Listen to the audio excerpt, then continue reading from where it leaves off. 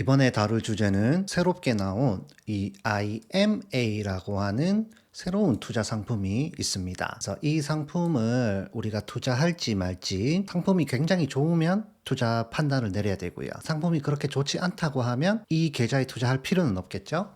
IMA 계좌. 저도 실제로 이 상품이 나온다는 얘기를 듣고 투자를 할지 말지 조금 고민을 해봤거든요. 그래서 그런 고민과 내용들 생각 한번 나눠보겠습니다. 정말로 투자할 가치가 있는지 한번 살펴보겠습니다. 자, 일단 결론부터 먼저 말씀드리겠습니다. IMA 계좌 대부분의 투자자, 특히 2030 젊은 분들에게 매력적이지 않다라고 하는 게 제가 내린 결론입니다. 자, 왜 그러냐? 일단 세금이 좀 높습니다. 총 보수가 있고, 그리고 이 수익금 전체가 금융소득 종합과세에 포함되는 배당소득으로 간주가 되거든요.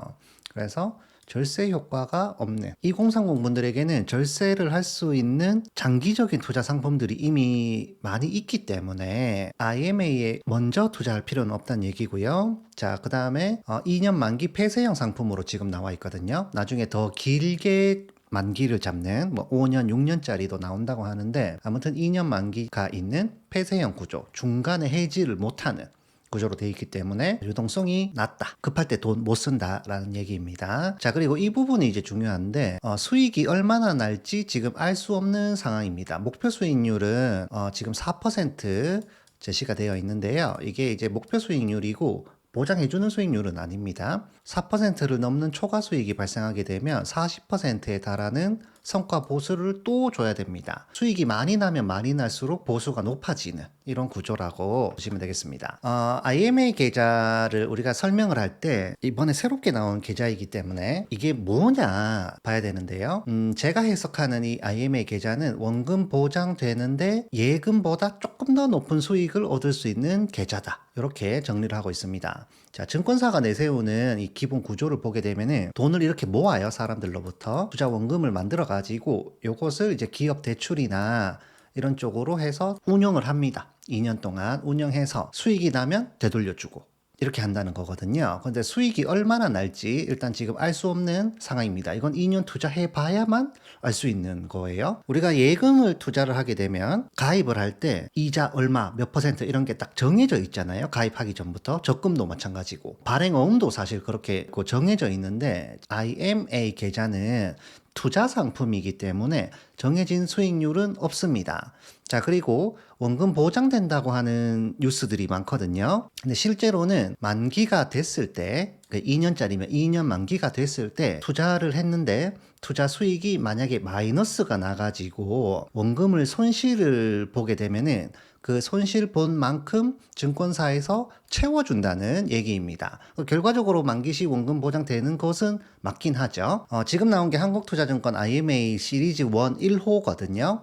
상품 유형 보게 되면 2년 만기 폐쇄형이고요. 목표 수익률은 연 4% 지금 제시가 되었습니다. 그리고 최소 가입 금액이 있는데 100만 원부터고 한도는 없다. 이렇게 되어 있습니다. 이 원금 보장이라고 하는 게 우리가 흔히 적금이나 예금은 원금 보장된다고 하는 게 이 예금자 보호입니다. 여기는 이제 1억 원이에요. 1억 원. 예금자 보호가 되는 게 이제 1억 원까지 예금자 보호법에 따라서 보장해 준다는 거거든요. 근데 IMA에서 원금 보장을 하는 것은 일단 이 상품은 투자 상품이기 때문에 예금자 보호법 적용 제외입니다. 우리가 주식 투자하는데 원금 보장을 받을 수가 없잖아요. 마찬가지로 운영 손실이 발생하게 되면 만기까지 기다렸을 때 증권사에서 이 자체 신용을 통해 가지고 손실분을 보존해 주겠다라는 얘기예요.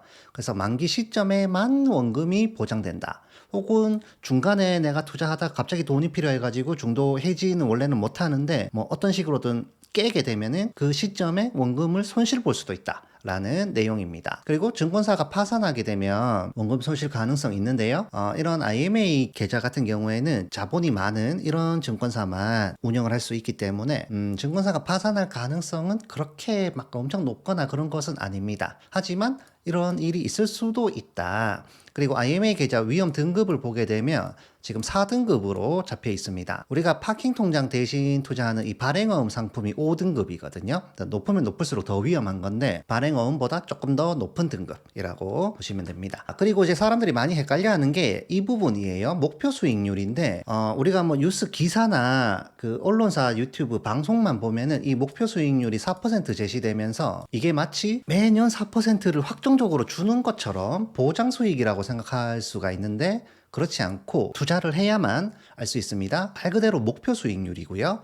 그리고 숨겨진 비용이 있습니다. 이 성과 보수가 있어요. 자, 목표 수익률 4% 확정금리 아니다. 운용 성과에 따라서 이 변동이 되는 실적 배당형 상품입니다. 실적이 좋으면 많이 수익률을 얻을 수가 있고 실적이 나쁘면 수익금이 줄어드는 것이죠. 자, 만기 시에 수익률 0% 될 수 있습니다. 얼마든지 이런 일이 있을 수 있어요. 마이너스가 될 수도 있는 거예요. 그리고 목표를 초과할 수도 있습니다. 그래서 이게 제가 이 상품을 투자할지 말지를 분석을 하려고 비교를 할 때 이 부분이 제일 문제였는데 정해진 금리가 없으니까 다른 상품하고 직접적인 비교가 좀 어렵습니다. 2년 투자해 봐야만 알 수 있는 상품인 거예요, 수익률을. 직접적인 비교는 좀 어렵고요. 약간 복불복 스타일이다. 네, 이런 느낌이 있고. 그리고 이 비용이 있는데 일단 기본 보수가 총 0.6%입니다. 이거 엄청나게 높은 것입니다. 한국 분들이 많이 투자하는 이런 VOO 같은 S&P 500 ETF 같은 경우에는 보수가 0.03%고요. 그 다음에 스파이가 있는데 스파이가 0.09 정도 하거든요. 네, 0.09 이거는 0.6입니다. 자, 스파이 0.09인데 이것도 지금 비싸다고 해가지고 이쪽으로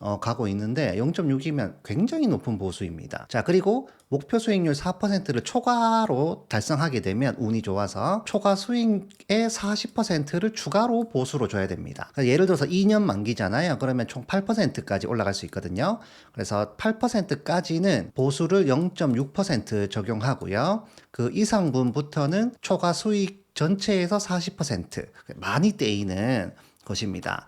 자, 그런데 우리가 투자를 하고 장기 투자를 하고 이렇게 할 때 중요한 게 이 보수거든요. 총보수. 비용을 절약하는 게 장기 투자에서 굉장히 중요한데 이 상품은 비용이 높다. 자, 그 다음에 이제 제일 핵심적인 문제가 금융소득 종합과세입니다. IMA 계좌에서 소득이 발생하잖아요. 이익을 보게 되면 이게 배당소득으로 간주됩니다. 그리고 배당소득 합계가 연 2천만 원 초과하게 되면 금융소득 종합과세에 들어가게 됩니다. 그러면 불이익이 많아져요. ISA 계좌 3년간 못하게 되고요. 비과세 종합저축 못하게 되고 종합소득되기 때문에 세율이 올라가게 되겠습니다. 그래서 이 금융소득 종합과세 때문에 IMA 계좌에 투자하는 게 훨씬 더 어려워지고 있는 중입니다. 가능하면 이 금융소득 종합과세에는 해당하지 않도록 관리하는 게 굉장히 중요한 포인트입니다. 자, 그리고 2년 동안 중도 해지를 못한다고 합니다. 네, 그래서 중간에 해지를 못하는 모양이에요. 그래서 급하게 현금 필요할 때 못 쓸 수 있다. 우리가 적금이나 예금은 만약에 갑자기 돈 필요하면 어쨌든 좀 이자 손해는 보더라도 원금은 다 되찾을 수가 있잖아요. 근데 이거는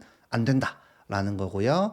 더 좋은 투자 기회가 있어도 자금 옮길 수 없고, 그리고 혹시나 뭐 병에 걸리거나 사고가 나서 병원비 같은 게 급하게 많이 필요할 때에도 못 깨게 되는 중입니다. 그 IMA 통장 얘기할 때 이 파킹 통장이나 발행어음보다 더 낫다고 주장하는 그 내용들이 있는데 이런 것들은 언제든지 입출금 가능하거든요. 수시형 발행어음도 그렇고 파킹 통장도 그렇고, 그리고 매일매일 이자를 주는 상품도 있어가지고 일복리도 가능한데 IMA는 그런 쪽은 없습니다. 네, 자, 그래서 몇 가지 이제 비교를 해보게 되면은 IMA 계좌 여기 있고요. 배당소득으로 간주, 사실 여기도 다 배당소득이에요. 이런 것도 예금이 있고 발행어음 있고 직투가 있습니다. 직투는 이제 분리과세 한다는 게 이제 세율은 높긴 하지만 장점이 되고요. 상시 매매 가능하다.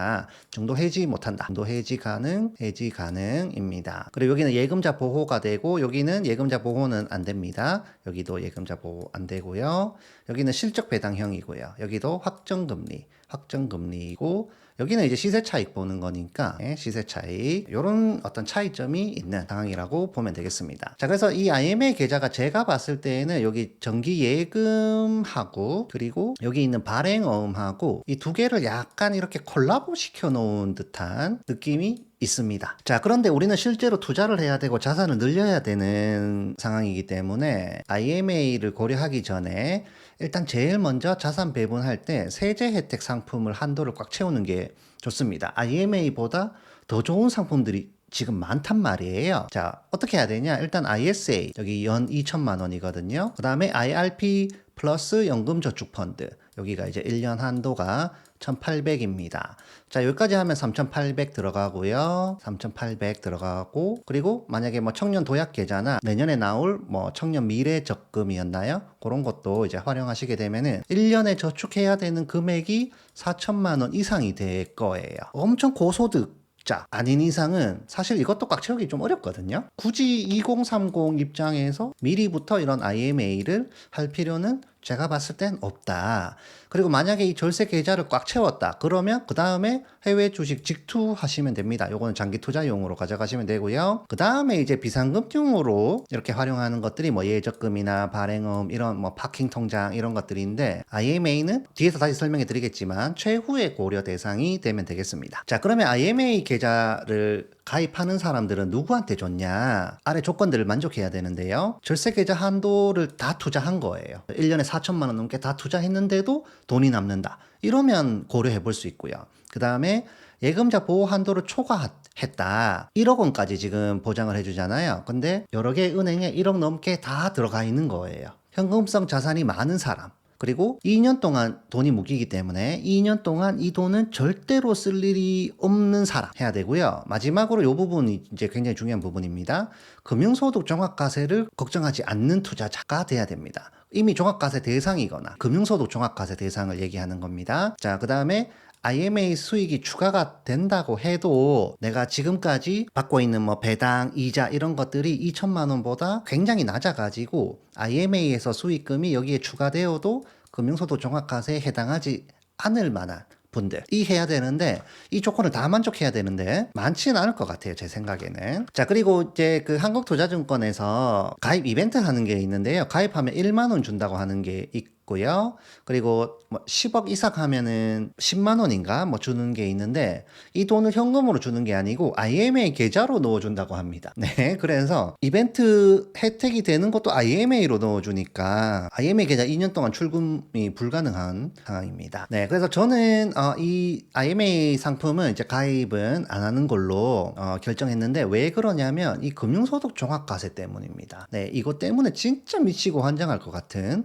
건데 아무튼 금융소득 종합과세가 있으니까 IMA는 지금 현재 할 수 없는 그런 상황입니다. 수익이 나버리면 금융소득 종합과세에 들어가 버리고 수익이 안 나게 되면 기회비용을 날려버리는 이런 어떤 환경에 빠져 있는 거예요. 자, 세금 리스크, 금융소득 종합과세에 들어가게 되면 불이익이 굉장히 커지고요.